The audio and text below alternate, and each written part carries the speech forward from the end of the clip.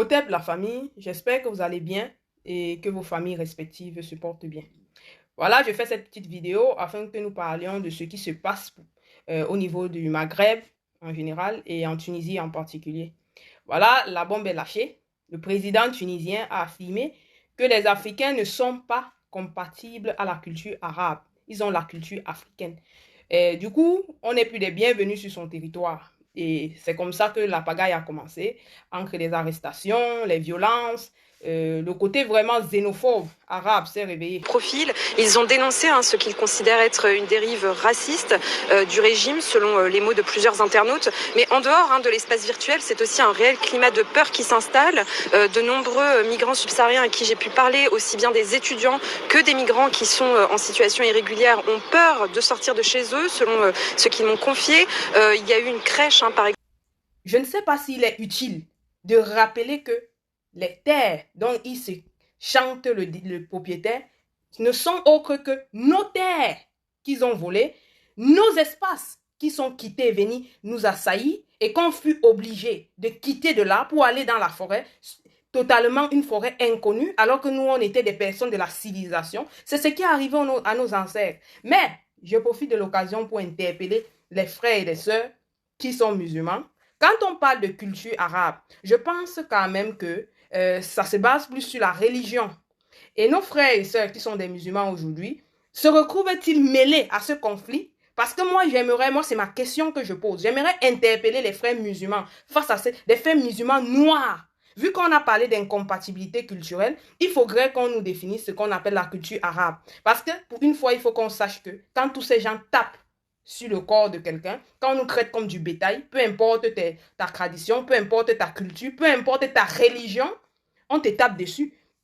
Voilà par exemple les Sénégalais qui sont un peuple assez musulman ou les Maliens, mais ils sont dans la troupe des personnes qui sont aussi des chrétiens. Et à ce niveau, on va dire quoi? Parce que moi, c'est ma question. Moi, j'aimerais bien poser cette question à tous ces gens qui pratiquent des religions importées. Bon, je vais sortir en interpellant tout Africain, tout Noir, parce que ceci, ça concerne tous les Noirs. Quand on méprise, quand on arrête des gens dans la rue, on ne demande pas la nationalité, on ne demande pas la confession religieuse, on ne demande rien, on t'arrête juste pour ta couleur de peau. Comme le disait le frère Omotunde, notre première identité, c'est notre peau. Donc, j'aimerais interpeller les frères et les sœurs pour leur dire, aujourd'hui, regardez dans les commerces, qui vend nos produits? Moi, j'avais déjà alerté de ça depuis. Qui vend nos produits? C'est les Arabes. En plus, ils se sont rendus compte du fait que ce soit très lucratif. Faites une comparaison entre une sauce tomate italienne et une sauce tomate africaine. Vous allez voir en termes de dépenses que l'Africain est vraiment dans l'essence. Il aime les saveurs fortes. Et ce qui demande beaucoup d'ingrédients, ce qui demande beaucoup d'argent. Donc, on est dans la consommation. Et ce qui se passe, c'est qu'ils ont vu que si c'est limite seulement à la vente, demain on pourrait nous-mêmes décider de ne plus leur produire nos aliments et qu'ils se retrouvent en manque de produits. Et en plus, ça leur coûterait un peu plus, ils vont gagner un peu plus sur la chaîne s'ils vont eux-mêmes produire.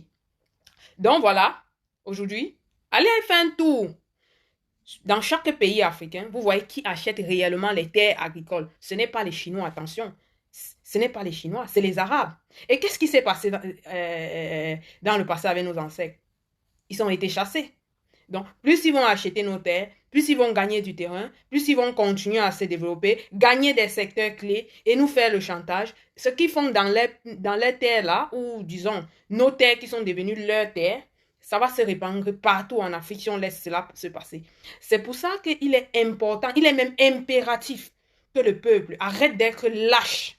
Parce que nous sommes un peuple de lâches. C'est facile de dire, le gouvernement n'a pas fait ci. Ce n'est pas le gouvernement qui gouverne un peuple. Hein. Je suis désolée, c'est le peuple, la démocratie. Nous sommes dans des pays, tous qui ont signé pacte de démocratie. C'est le peuple qui renverse les lois. C'est le peuple qui dicte la conduite à faire.